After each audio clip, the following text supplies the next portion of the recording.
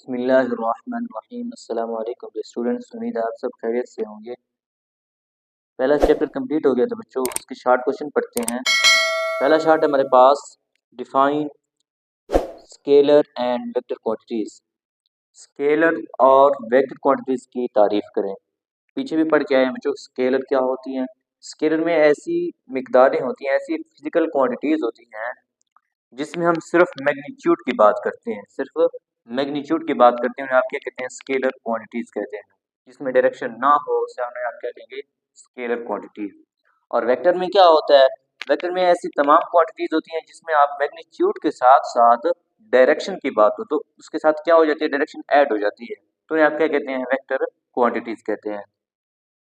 पहली डेफिनेशन देखो, a scalar is that physical quantities which can be described completely by its magnitude only. तो scalar की definition आपने यहाँ से लेकर यहाँ तक लिखनी है, ठीक है। उसके बाद वेक्टर क्वांटिटीज क्या होती हैं। A vector is that physical quantities which need, जिसमें जरूरत होती है किस की, मैग्नीट्यूड, मिकदारों की, एज वेल एज डायरेक्शन, और साथ साथ उसकी सिमत की भी जरूरत होती है, तो complete its magnitude, to describe its magnitude, बयान करने के लिए हमें मैग्नीट्यूड के साथ साथ डायरेक्शन की भी जरूरत होती है। 2.2 शॉर्ट क्या है, give 5 example each of the for scalar and vector quantities. उसने क्या कोई सी 5 एग्जांपलें दो स्केलर और वेक्टर क्वांटिटीज की। तो बच्चों पहली एग्जांपल क्या है, डिस्टेंस फासला, लेंथ लंबाई, टाइम वक्त, स्पीड ठीक है, रफ्तार, और एनर्जी एनर्जी। यानी अब आपने देखो डिस्टेंस हमारे पास फासला है, तो फासला उसने क्या है कि डायरेक्शन उसने नहीं बताई, तो हमारे पास फासला क्या है, एक स्केलर क्वांटिटीज है। और इस तरह लंबाई, लंबाई आपको नहीं पता कि कौन सी किस वक्त कहाँ से लंबाई करनी है, ठीक है, तो हमारे पास क्या होगी, एक स्केलर क्वांटिटी। इस तरह टाइम हमारे पास क्या होता है, एक स्केलर मिकदार है, और स्पीड, इस तरह एनर्जी हमारे पास ये क्या है, स्केलर मिकदार। इस तरह टेम्परेचर भी आप इसके साथ ऐड कर सकते हैं, ठीक है। और दूसरी क्या है हमारे पास, वेक्टर कौन कौन सी है, डिस्प्लेसमेंट हो गया, ठीक है, वेलोसिटी हो गई, एक्सेलरेशन, वेट और फोर्स। इन सब में क्या है, डायरेक्शन आ जाती है, क्योंकि वेलोसिटी या डिस्प्लेसमेंट आप तय कर रहे हो तो दो पॉइंट्स होते हैं, shortest distance between two points. Displacement की डेफिनेशन क्या होती है, shortest distance between two points is known as, आप क्या कहते हैं, डिस्प्लेसमेंट कहते हैं। अब वेलोसिटी में भी क्या होता है कि वेलोसिटी में आप कितनी स्पीड के साथ जा रहे हैं, कितनी रफ्तार के साथ जा रहे हैं, तो वेलोसिटी भी हमारे पास क्या होगी, एक वेक्टर क्वांटिटीज होगी। एक्सेलरेशन भी हमारे पास क्या होता है कि एक्सेलरेशन, और इस तरह वेट, वेट में आप क्या करते हैं, चीज़ों को downward, down to the earth होती है, चीज़ों का वेट हमारे पास क्या होता है, डाउन टू द अर्थ, उसकी डायरेक्शन भी क्या होती है, उसके साथ उसकी डायरेक्शन होती है, तो वेट हमारे पास वेक्टर क्वांटिटीज हो गई। और इस तरह फोर्स भी हमारे पास एक वेक्टर क्वांटिटीज है। 2.3 देखो शाबाश, state head to tail rule. Head to tail rule उसने क्या कि स्टेटमेंट लिखो for addition of vectors, addition of vectors के जरिए उसने क्या कि हेड टू टेल रूल बताओ। तो हेड टू टेल रूल में आपने ये बात याद रखनी है बच्चों, हेड टू टेल रूल में क्या होता है कि आप क्या करते हैं, नाम पे गौर करें कि हेड टू टेल रूल यानी सर और तुम को आपस में क्या करना है, मिलाना है। कोई वेक्टर ले ले, वेक्टर हमारे पास ए है, वेक्टर ए का हेड वेक्टर बी के टेल के साथ मिलेगा, और इस तरह वेक्टर बी का हेड रिजल्टेंट वेक्टर के हेड के साथ मिलेगा, और हमारे पास वेक्टर ए की जो टेल होगी वो रिजल्टेंट वेक्टर की टेल के साथ मिलेगी। अब देखें यही बात लिखी है यहाँ पे, to add a number of vectors. अब नंबर ऑफ वेक्टर्स को आपने क्या करना है, जमा करना है। रीड्रा द रिप्रेजेंटेटिव लाइंस, उसने कहा कि आपने रिप्रेजेंटेटिव लाइंस आपने क्या करनी है, ड्रा करनी है, बनानी है, such that head of one vector, head of one vector coincides मिले with the tail of the other, दूसरे की टेल के साथ। यानी head of the one vector coincides with the tail of the other, the resultant vector is given by a single vector. तो resultant vector के नतीजे में क्या होती है, सिंगल वेक्टर हासिल होती है, which is directed from the tail of the first vector, tail of the first vector के साथ रिजल्टेंट वेक्टर की मिल रही हो, और to the head of the last vector, और लास्ट जो वेक्टर होगा उसके हेड के साथ मिल रही हो, तो इसे आप क्या कहते हैं, हेड टू टेल रूल कहते हैं, ठीक है। तो ये हमारे पास शॉर्ट क्वेश्चन है, इंपॉर्टेंट शॉर्ट क्वेश्चन है। 2.4 है हमारे पास, what are the distance time graph and speed time graph. अब उसने कहा है कि डिस्टेंस टाइम ग्राफ क्या होता है और स्पीड टाइम ग्राफ क्या होता है। डिस्टेंस टाइम ग्राफ में देखो, डिस्टेंस टाइम ग्राफ में आपने ग्राफ बनाना है कि फासला और टाइम में ग्राफ है। तो हमारे पास 1 मिनट में आपने 1.2 मीटर का फासला तय किया, ठीक है, किलोमीटर का फासला, और 2 मिनट में आपने 2.4 किलोमीटर का फासला तय किया, और इस तरह 3 मिनट में आपने 3.6 का, और 4 मिनट में 4.8 का। इन सब पॉइंट्स को आपस में मिलाना तो हमारे पास ग्राफ एक स्ट्रेट लाइन ग्राफ बन रहा है, ठीक है। तो बॉडी हमारे पास क्या होगी, यहाँ पे यूनिफॉर्मली मूव करेगी, यूनिफॉर्मली क्या होगी, मूव करेगी। Distance time graph shows the relation between distance s and the time t by taking a moving body. Time is taken along x axis, time को आपने लेना है x axis पे, जबकि और डिस्टेंस को आपने लेना है y axis पे। इसमें स्पीड टाइम ग्राफ में आपने क्या देना, relation between speed and the time t by moving the body. अब टाइम में आपने क्या लेना है, टाइम को हमेशा x axis पे लिया जाता है, जबकि स्पीड को हमेशा y axis में लिया जाता है। अब यहाँ पे भी हमारे पास क्या होगी, स्पीड क्या होगी, यूनिफॉर्म होगी, और यहाँ पे डिस्टेंस फासला जो आप तय करें वो क्या हमारे पास यूनिफॉर्म है। यहाँ पे स्पीड उसकी क्या होगी, वो जो कार है या कोई बॉडी है वो क्या होगी, उसकी स्पीड यूनिफॉर्म होगी, क्योंकि हमारे पास एक सेकंड में आपने 8 मीटर पर सेकंड की आपने स्पीड तय की है, ठीक है। इस तरह 2 सेकंड में आपने 16 मीटर पर सेकंड की स्पीड तय की है, रफ्तार तय की है।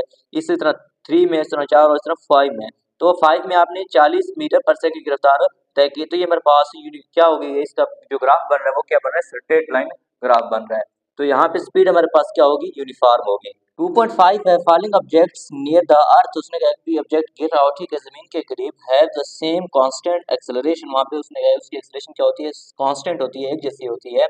डज दिस इम्प्लाई, क्या उसने कहा कि इम्प्लाई कर सकते हैं, दैट अ हैवियर ऑब्जेक्ट्स को, भारी जिस्म को, ठीक है, ऑब्जेक्ट विल फार फास्टर, उसने कहा कि तेजी के साथ जो हमारे पास भारी जिस्म है वो गिर जाएगा, देन द लाइटर ऑब्जेक्ट, जो हल्का वजन है जिसका, वो हमारे पास उसने कहा है कि हल्के वजन की बनिस्बत भारी जिस्म उसने कहा है कि जल्दी गिर जाएगा। अब उसने क्या है कि आंसर में उसने क्या बताया कि अगर वहां पे हवा का दबाव ना हो, तो हवा का दबाव ना हो यानी हवा मौजूद ना हो, तब हमारे पास क्या होगा, if air resistance in is negligible. अब अगर हवा के प्रेशर को आपने क्या है कि एयर रेजिस्टेंस को आप वहां पे क्या कर दो, निग्लिजिबल कर दो, नजरअंदाज कर दो, then both the objects will move with the same speed, तो दोनों की जो स्पीड होगी वो क्या हो जाएगी, एक जैसी हो जाएगी, रिगार्डलेस देयर मासेस, उनके मास के मुताबिक। यानी अगर वहां पे हवा ना हो तो हवा को आपने क्या कर दिया, नजरअंदाज कर दिया, तो दोनों हमारे पास क्या होंगे, सेम स्पीड के साथ नीचे की तरफ आएंगे, डाउन टू द अर्थ आएंगे।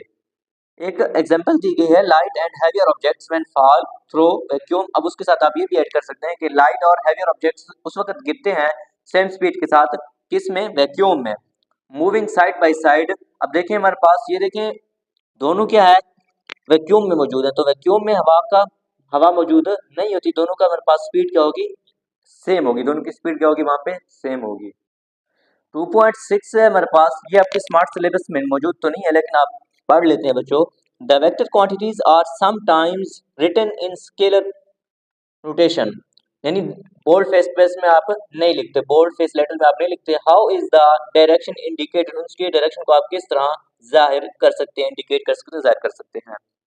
When vector quantities are written in scalar notation, जब आप वेक्टर क्वांटिटीज को स्केलर नोटेशन में लिखते हैं, द डायरेक्शन इज यूजुअली, तो आमतौर पर डायरेक्शन को इस्तेमाल किया जाता है, given by an angle theta, यानी थीटा के साथ आप उन्हें क्या करते हैं, एंगल लेते हैं थीटा, विद एक्स एक्सिस के साथ, the angle with x axis always measured, x axis को हमेशा उसने क्या मापा जा सकता है, by the from the right side of the x axis in the anti clockwise direction, anti clockwise direction, यानी इस डायरेक्शन में आप एक्सिस को हमेशा क्या करते हो, रोटेट करवाते हो एंगल को, ठीक है।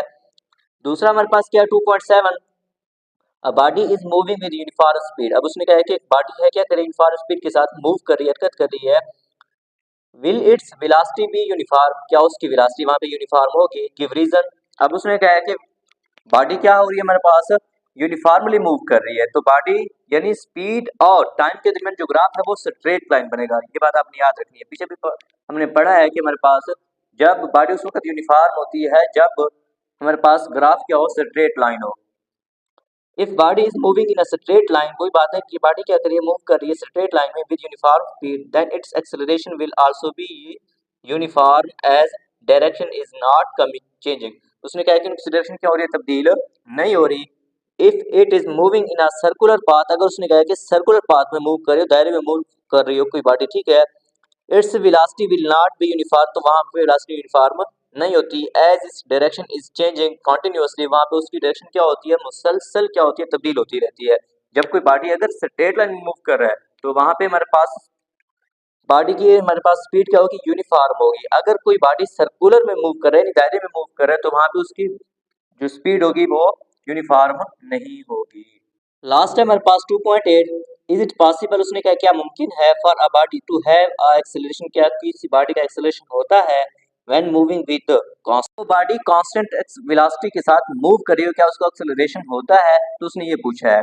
तो हमारे पास एजेस में उसने क्या कहा है, if a body is moving with constant acceleration, अगर कोई बॉडी मूव कर रही है कांस्टेंट एक्सेलरेशन के साथ, then there will be no acceleration, तो वहां पे एक्सेलरेशन नहीं होता, क्योंकि एक्सेलरेशन की वैल्यू क्या होती है, कांस्टेंट हो जाती है। तो एक्सेलरेशन की वैल्यू कांस्टेंट हो, यानी सॉरी वेलोसिटी की वैल्यू क्या हो जाती है, वहां पे कांस्टेंट हो जाती है। तो वेलोसिटी की वैल्यू कांस्टेंट होगी, तो वेलोसिटी वहां पे बिल्कुल मौजूद नहीं होती। तो एक्सेलरेशन का फार्मूला भी हमारे पास क्या होता है, a इज इक्वल टू क्या होता है, V F minus V I over T होता है। तो इसका मतलब क्या है कि चेंज इन वेलोसिटी वहां पे क्या हुआ है, वेलोसिटी क्या हो गई है, जीरो हो गई है। तो हमारे पास एक्सेलरेशन भी ऑटोमेटिकली क्या हो जाएगा, वहां पे जीरो होगा। Because for the acceleration there should be change its velocity, वही बात की है कि एक्सेलरेशन किसके बराबर होता है, there should be change in velocity के बराबर होता है। उसके दूसरे से क्या कहा है कि कांस्टेंट स्पीड,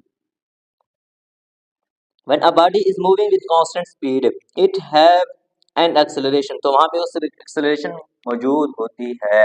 जब कांस्टेंट वेलोसिटी होती है तो वहां पे एक्सेलरेशन मौजूद नहीं था, अब कांस्टेंट स्पीड है तो वहां पे एक्सेलरेशन मौजूद होती है। एग्जांपल देख लो, when a body is moving with constant speed in a circle, अब किसी बॉडी को आपने मूव करवाना है कांस्टेंट स्पीड के साथ एक दायरे में, in circular motion, circular motion में क्या होता है, डायरेक्शन चेंज, डायरेक्शन क्या होती है, तब्दील होती रहती है कंटिन्यूअसली, मुसलसल, विच प्रोड्यूस एक्सेलरेशन, जो क्या करती है, पैदा करती है, एक्सेलरेशन पैदा करती है।